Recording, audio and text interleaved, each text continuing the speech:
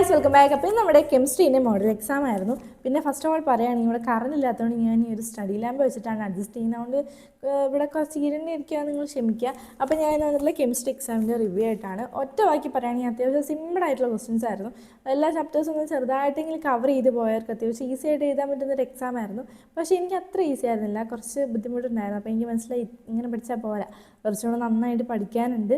പിന്നെ പറയുകയാണെങ്കിൽ എല്ലാ ചാപ്റ്റേഴ്സും കവർ ചെയ്തിട്ടായിരുന്നില്ല പോയിട്ടുണ്ടായിരുന്നത്. തെർമോഡൈനാമിക്സ് ഞാൻ തൊട്ടിട്ടുണ്ടായിരുന്നില്ല. ബാക്കി ലാസ്റ്റ് 2 ചാപ്റ്റേഴ്സിന് വെയിറ്റേജ് ഉള്ളതുകൊണ്ട് അത് പഠിച്ചു. പിന്നെ സ്ട്രക്ചർ ഓഫ് ആറ്റംസ് അങ്ങനെ കുറച്ച് തുടക്കത്തിലുള്ള ചാപ്റ്റേഴ്സൊക്കെ നോക്കിയിട്ട് പോയി. എന്നാലും 2-3 അതിൻ്റെ ഇടയ്ക്കുള്ള ചാപ്റ്റേഴ്സ് ഒന്നും കൂടെ ഒന്ന് റിവൈസ് ചെയ്യാൻ എനിക്ക് പറ്റിയിട്ടുണ്ടായിരുന്നില്ല. കറണ്ട് വന്നു ഡേയ്സ്, അത് കറണ്ട് പിന്നെയും പോയി. അപ്പോൾ തുടക്കത്തിലുള്ള ചാപ്റ്റേഴ്സൊക്കെ ഞാനൊന്ന് എന്താ പറയുക, ഒന്ന് അങ്ങനെ ഫുൾ നന്നായിട്ട് റിവൈസ് ചെയ്യാൻ എനിക്ക് പറ്റിയില്ല. ഇതിനു മുമ്പ് ഞാൻ പഠിച്ച ചാപ്റ്റേഴ്സൊക്കെ ആയിരുന്നു. എന്നാലും റിഡോക്സ് റിയാക്ഷൻ ഞാൻ നോക്കിയില്ല, ഫസ്റ്റ് ചാപ്റ്റർ നോക്കിയില്ല, പിന്നെ കെമിക്കൽ ബോണ്ടിങ് നോക്കിയില്ല. അങ്ങനെ കുറച്ച് ചാപ്റ്റേഴ്സ് ഞാൻ നോക്കാനായിരുന്നു പോയിട്ടുണ്ടായിരുന്നു. എന്നാലും അതിൽ നിന്ന് ക്വസ്റ്റ്യൻസ് വന്നിട്ടുണ്ടായിരുന്നു. ഞാൻ എൻ്റെ ഓർമ്മയിൽ കുറച്ച് തട്ടിക്കൂട്ടി എഴുതി വെക്കുകയായിരുന്നു ചെയ്തിട്ടുണ്ടായിരുന്നു. ബാക്കി പിന്നെ എംപിരിക്കൽ ഫോർമുല അതൊക്കെ ഫസ്റ്റ് ചാപ്റ്ററിൽ നിന്നല്ലേ വന്നത്. അപ്പോൾ അത് ഞാനൊക്കെ എൻ്റെ ഓർമ്മയിൽ ഞാൻ അങ്ങനെ ചെയ്ത് വെക്കുകയായിരുന്നു ചെയ്തിട്ടുണ്ടായിരുന്നു. അതുകൊണ്ട് ഫുൾ ചാപ്റ്റേഴ്സ് കവർ ചെയ്ത് പോവുകയായിരുന്നെങ്കിൽ അത്യാവശ്യം ഈസി ആയിട്ട് എഴുതാൻ പറ്റുന്നൊരു എക്സാം ആയിരുന്നു. അപ്പോൾ അങ്ങനെയായിരുന്നു നമ്മൾ കെമിസ്ട്രി വന്നിട്ട്.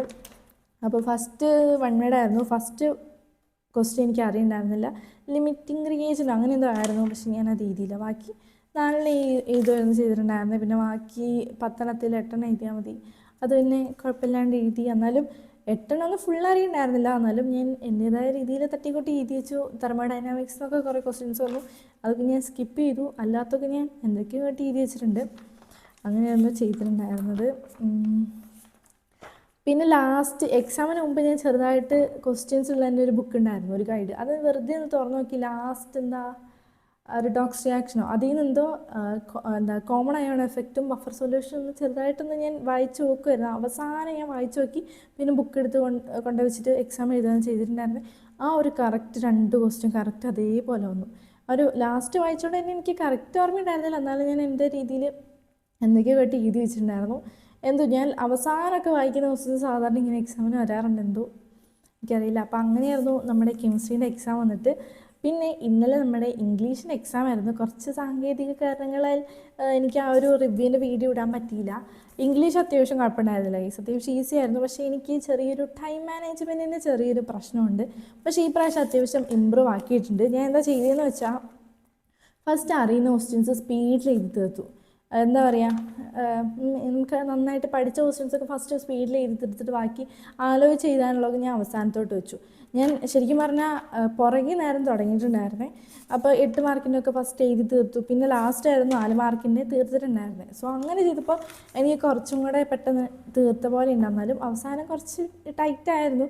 ഫുള്ള് മീൻസ് 4 ക്വസ്റ്റ്യൻ 4 മാർക്കിൻ്റെ ക്വസ്റ്റ്യൻ ആയിരുന്നു ഞാൻ അവസാനം എഴുതിയിട്ടുണ്ടായിരുന്നത്. അത് കറക്റ്റ് ഫുൾ എഴുതി തീർക്കാൻ പറ്റിയില്ല, എന്നാലും അഡ്ജസ്റ്റ് ചെയ്ത് കുറച്ച് ഞാൻ എഴുതിയിട്ടുണ്ടായിരുന്നു. ഇംഗ്ലീഷ് എക്സാമിൻ്റെ കാര്യം പറയുകയാണെങ്കിൽ അത്യാവശ്യം കുഴപ്പമില്ലായിരുന്നു. ഫസ്റ്റൊക്കെ 1 വേർഡൊക്കെ ആണെങ്കിലും അത്യാവശ്യം സിമ്പിളായിരുന്നു. പിന്നെ പോയത്തിന്ന് ചോദിച്ചു, അതും കുഴപ്പമില്ലായിരുന്നു, അത്യാവശ്യം കുഴപ്പമില്ലായിരുന്നു. പിന്നെ ഗ്രാമറും അത്യാവശ്യം കുഴപ്പമില്ലായിരുന്നു. പിന്നെന്താ, ഞാൻ എന്തൊക്കെ കട്ടി എഴുതി വെച്ചിട്ടുണ്ട്, കറക്റ്റാണെന്നൊന്നും എനിക്കറിയില്ല, ഇനി പേപ്പർ കിട്ടുമ്പോൾ അറിയാം. പിന്നെന്താ, അങ്ങനെയായിരുന്നു. പിന്നെ പ്രൊഫൈൽ വലിയൊരു പ്രൊഫൈലായിരുന്നു തന്നിട്ടുണ്ടായിരുന്നത്. നമുക്കൊരു പേജ് ഫുള്ള് എഴുതായിരുന്നു. പിന്നെന്താ, പിന്നെ നമുക്ക് ക്യാരക്ടർ സ്കെച്ചിൽ 3 പ്രഡിക്ഷൻ ആയിരിക്കുമല്ലോ മെയിനായിട്ടുള്ളത്. അതിലൊരു ആളെ തന്നെ വന്നു, ഹസൻ. അപ്പോൾ അത് എഴുതി. പിന്നെ ബാക്കി പിന്നെ അവസാനത്തെ ഞാൻ ഈ ഒരു ക്രിട്ടിക്കൽ അപ്രിസിയേഷൻ ഇല്ലേ, വേറെ പുറത്തുനിന്ന് വരുന്നൊരു പോയം, അതായിരുന്നു ഞാൻ എഴുതിയിട്ടുണ്ടായിരുന്നത്. അധികം ആരും അത് എഴുതിയില്ല, പക്ഷെ ഞാൻ എന്തോ അങ്ങനെ എഴുതി വെച്ചു, ഇങ്ങനെ ഓദർ ഇങ്ങനെയാണ് അങ്ങനെയാണൊക്കെ വെച്ച് ഞാൻ ഈ അടിയിൽ ഇങ്ങനെ എന്താ ഹിൻഡ് തന്നിട്ടുണ്ടായിരുന്നു, അതൊക്കെ വെച്ച് ഞാൻ തട്ടിക്കൂട്ടി എഴുതി വെച്ചു. പിന്നെ ഫിഗേഴ്സ് ഓഫ് സ്പീച്ചൊക്കെ ഞാൻ അറിയുന്നത് നോക്കി അങ്ങനെ എഴുതി വെക്കുകയാണ് ചെയ്തിട്ടുണ്ടായിരുന്നത്. അപ്പം ഞാൻ മറ്റേ ഗാന്ധിജീൻ്റെ ആ ഒരു ക്വസ്റ്റ്യൻ സ്കിപ്പ് ചെയ്തു. എനിക്കെന്തോ ആ ഒരു ചാപ്റ്റർ അത്ര ഇഷ്ടമല്ലാത്തതുകൊണ്ട് ഞാൻ അങ്ങനെ അത് വിട്ടു. പിന്നെ ബാക്കി എന്താ, പിന്നെ കോയിൻസിഡൻസ് ആണോ ലക്കാണോ എന്ന് എനിക്കറിയില്ല. നമുക്ക് മൊത്തത്തിൽ 5 പോയംസ് ആയിരുന്നു ഉണ്ടായിരുന്നത്. അതിൽ ഫസ്റ്റ് പോയമായിരുന്നു ഇഫ്. അത് മാത്രം ഞാൻ കാണാണ്ട് പഠിച്ചിട്ട് പോയി. ബാക്കിയുള്ളതൊക്കെ ഞാൻ വെറുതെ വായിച്ചു വിടുകയായിരുന്നു ചെയ്തിട്ടുണ്ടായിരുന്നത്. ബാക്കിയുള്ളത് വലിയ അങ്ങനെ അറിയണ്ടായിരുന്നില്ല. പക്ഷേ ഇഫ് ഞാൻ അങ്ങനെ നന്നായിട്ട് പഠിച്ച് ആ ഒരു അപ്രിസിയേഷൻ ബൈ ഹാർട്ട് പഠിച്ചിട്ട് പോയി. അത് കറക്റ്റ് ക്വസ്റ്റ്യനിൽ വരികയും ചെയ്തു, ക്രിട്ടിക്കൽ അപ്രിസിയേഷനായിട്ട്. കണ്ടോ, എന്തോ ഒരു ക്വസ്റ്റ്യൻ കണ്ടപ്പോൾ ഒരു സന്തോഷം, മീൻസ് നമ്മൾ പഠിച്ച ക്വസ്റ്റ്യൻ അതേപോലെ വന്ന് അത് മീൻസ് അങ്ങനെ ആയിരിക്കുമല്ലോ. സോ അത് ആ ഒരു ക്വസ്റ്റ്യൻ തന്നെ നമ്മൾ ഫസ്റ്റ് എഴുതി നല്ല സ്പീഡിൽ എഴുതിയിട്ട് ബാക്കി അറിയുന്ന ക്വസ്റ്റ്യൻസൊക്കെ സ്പീഡിൽ എഴുതിയിട്ട് ബാക്കി ആലോചിച്ച് എഴുതുന്ന ക്വസ്റ്റ്യൻസ് അവസാനത്തേക്ക് വെച്ചു. അങ്ങനെ എഴുതി, അങ്ങനെ അത്യാവശ്യം കുഴപ്പമില്ലാണ്ട് ഇംഗ്ലീഷ് എഴുതി ഗൈസ്. അത്യാവശ്യം കുഴപ്പമില്ലാണ്ട് മാർക്കും കിട്ടുമെന്ന് വിചാരിക്കുന്നു. അത്യാവശ്യം മാർക്ക് കിട്ടും വിചാരിക്കുന്നു. അപ്പം അങ്ങനെയായിരുന്നു ഇംഗ്ലീഷ്. അത്യാവശ്യം കെമിസ്ട്രിയും ഇംഗ്ലീഷും കുഴപ്പമില്ല. ഇനി വരുന്ന എക്സാംസൊക്കെ എനിക്ക് എങ്ങനെയാണെന്ന് എനിക്കറിയില്ല. മാത്സ് ഞാൻ അത്യാവശ്യം പ്രതീക്ഷിക്കുന്നുണ്ട്, നന്നായിട്ട് സ്കോർ ചെയ്യണമെന്ന്. നടക്കുമെന്നറിയില്ല, നാളെയാണ്. അത് കഴിഞ്ഞിട്ട് ഫിസിക്സിൽ എനിക്ക് ഒരു പ്രതീക്ഷയില്ല. എന്താവുമെന്ന് എനിക്കൊരു പിടിയില്ല. കുറേ ചാപ്റ്റേഴ്സ് അവിടെ പെൻഡിങ് ആയി കിടപ്പുണ്ടത്. എന്തായാലും തലേദിവസം ഇരുന്ന് എല്ലാം പഠിക്കാൻ പറ്റില്ല. ഇമ്പോർട്ടൻ്റ് ആയിട്ടുള്ള ചാപ്റ്റേഴ്സ് മാത്രം നോക്കി പോകണം. അപ്പോൾ അങ്ങനെ പോയി എക്സാം എഴുതാമെന്ന് വിചാരിക്കും. അത്യാവശ്യം കുഴപ്പമില്ലാണ്ട് സ്കോർ ചെയ്യാനും പറ്റും. പിന്നെ ബാക്കി വെയിറ്റേജ് കുറവുള്ള ചാപ്റ്റേഴ്സ് നമുക്ക് പബ്ലിക് എക്സാമിന് മുമ്പായിട്ട് തീർക്കാനും പറ്റും. സോ അങ്ങനെ ഞാൻ ചെയ്യാമെന്ന് വിചാരിക്കുന്നു. പിന്നെ നമ്മുടെ ബോട്ടണിക്ക് പിന്നെ 2 ദിവസം പിന്നെ ഉണ്ടല്ലോ. ലാംഗ്വേജിനാണെങ്കിലും അത്യാവശ്യം കുഴപ്പമില്ലാണ്ട് എഴുതാൻ പറ്റും. അപ്പോൾ എനിക്ക് ഏറ്റവും പേടിയുള്ളത് ഫിസിക്സ് എന്ത് ചെയ്യുമെന്ന്. അതിന് ഫുൾ ഉറക്കമൊഴിച്ച് പഠിക്കണോ എന്തോ എനിക്കറിയില്ല. ഇപ്പോൾ എന്തെങ്കിലും ചെയ്യണം. അപ്പോൾ അങ്ങനെയായിരുന്നു നമ്മൾ എക്സാം വന്നിട്ട്. ഫസ്റ്റ് 2 മോഡൽ എക്സാം കുഴപ്പമില്ലാണ്ട് എഴുതി. എന്താ പറയുക, ക്രിസ്മസ് എക്സാമൊക്കെ അപേക്ഷിച്ച് നല്ല ഇമ്പ്രൂവ്മെൻ്റ് ഉണ്ടെന്ന് എനിക്ക് തോന്നുന്നു.